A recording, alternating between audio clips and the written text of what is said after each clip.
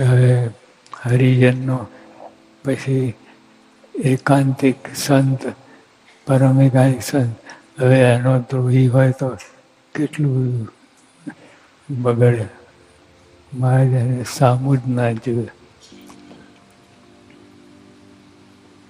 હવે અમે અમારી જે પ્રકૃતિ કહીએ છીએ, અમારો દયાળુ સ્વભાવ છે, તો પણ જે હરિભક્તનો દ્રોહી હોય તેનો તમારો અભાવ હોય છે. અને હરિભક્તનું ઘસાતું જો કોઈ બોલ્યા હોય અને એને જો હું સાંભળું તો તે સાથે હું બોલવાને ઘણું ઈચ્છું, પણ બોલવાનું મન જ થાય નહીં. હે આવું કેવું?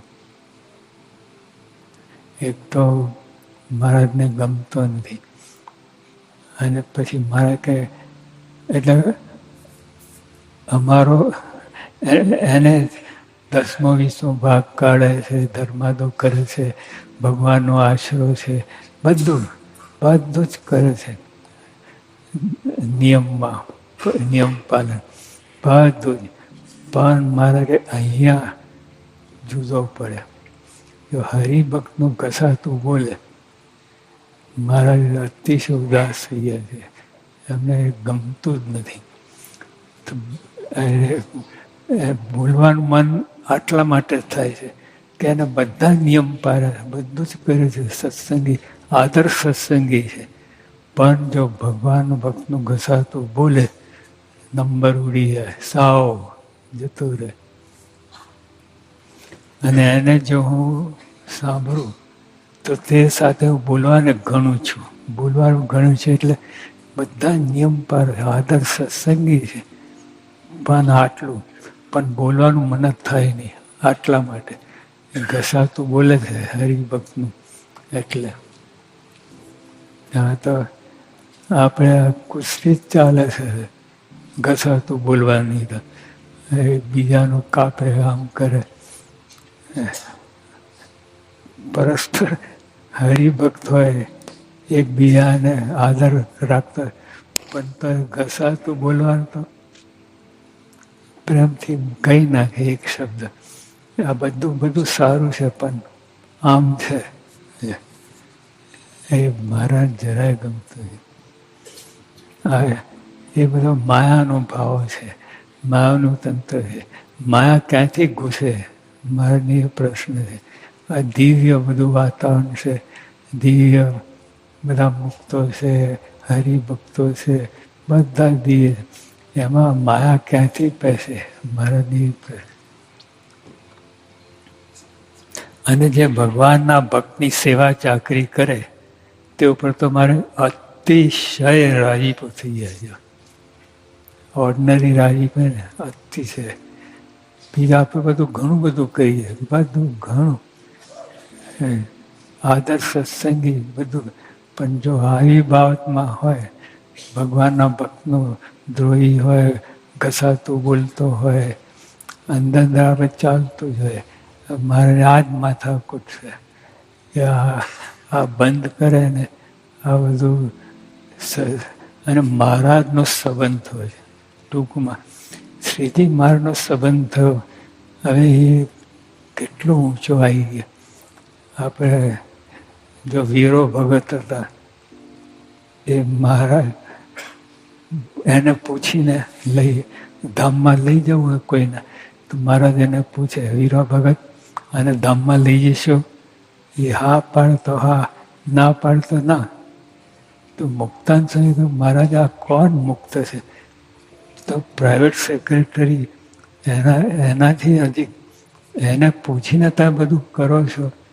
તો મહારાજ કે હું તો એ રસ્તે જતા હતા, એ ઘાસનું થૂમડું નીકળી ગયું, એ ઘાસ નીકળી ગયું. એ આ વીરો ભગત કેટલી ગતિ પમાડી દીધી, કેટલું બધું. પણ જો ઘસાતું બોલે તો બધું રહીએ. એના સત્સંગમાં બધું જ, તમે આદર્શ સત્સંગી હો, એકાંતિક, બધું જો. પણ જો આમાં પડ્યા, ભગવાનના ભક્તનું ઘસાતું બોલે, એ મારાને જરાય રૂસતું નથી. અને જે ભગવાનના ભક્તની સેવા ચાકરી કરે તે ઉપર તો અમારે અતિશય હેત થઈ જાય છે. અતિશય હેત. હવે ભગવાનનું હેત કેટલી મોટી વાત છે. બીજા કોઈ હેત કરે એ તો બધું કવાયેલું, ગંધાયેલું, કટાયેલું બધું. એ હેત ને શ્રીજી મહારાજ જેવા ભગવાન એ હેત કરે અને અતિશય હેત કરે એ ઈચ્છવા જેવું છે. ભગવાન એટલે આ બાજુ ઢળવું, મહારાજને જે ગમે એ આપણે કરવું. અને અમારી પ્રકૃતિ એમ છે, થોડીક વાતમાં કુરાઈ પણ ના થવું ને થોડીક વાતમાં રાજી પણ. એટલે આપણે એકવાર ભગવાનની ભક્તની પ્રશંસા કરીએ એટલે મહારાજ રાજી થાય એવું નથી.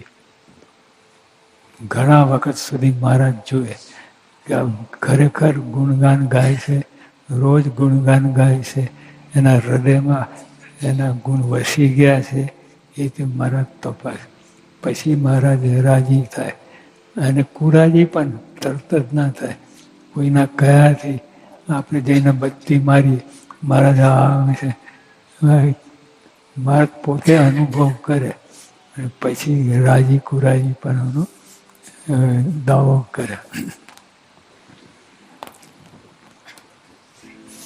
પણ કોઈના કયા સાંભળ્યા થકી કોઈની ઉપર રાજીપો કુરાઈપો થતો નથી.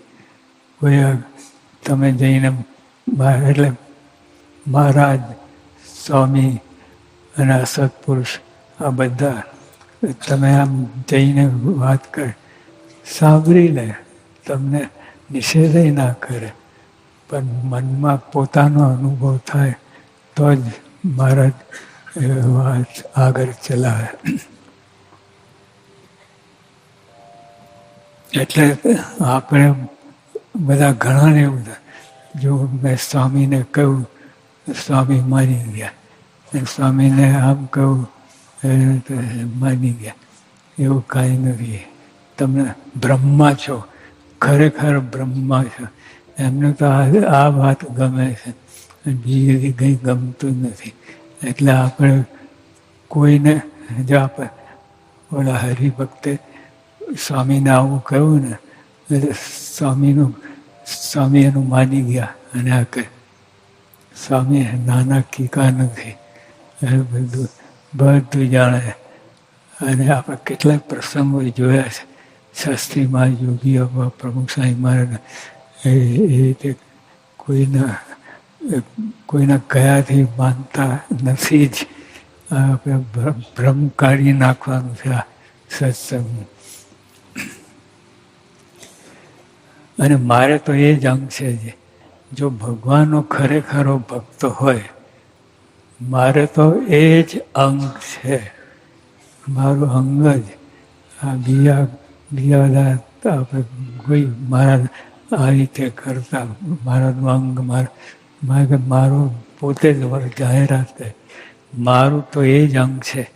જો ભગવાનનો ખરેખરો ભક્ત હોય, ખરેખર, પછી ગાલમેલ લોચા લાપસીયારોની ખરેખર ભક્ત હોય, મારી ઈચ્છા પ્રમાણે જ કરતો હોય, એવા ભક્તની વાત કરે. જો ભગવાનનો ખરેખરો ભક્ત હોય તો હું તે ભગવાનના ભક્તનો પણ ભક્ત છું. કેટલી મોટી વાત. મહારાજ આપણા ભક્ત થાય પણ ખરેખરો ભક્ત હોય. એટલે આ લાઈન ઉપર ચડવું, આ બીજી માથાકૂટ, આ ગોચપચ કરીને આ પોતાનું જીવન બગાડવું, આ એ બધું મૂકીને મહારાજે કહ્યું સંતો હરિભક્તો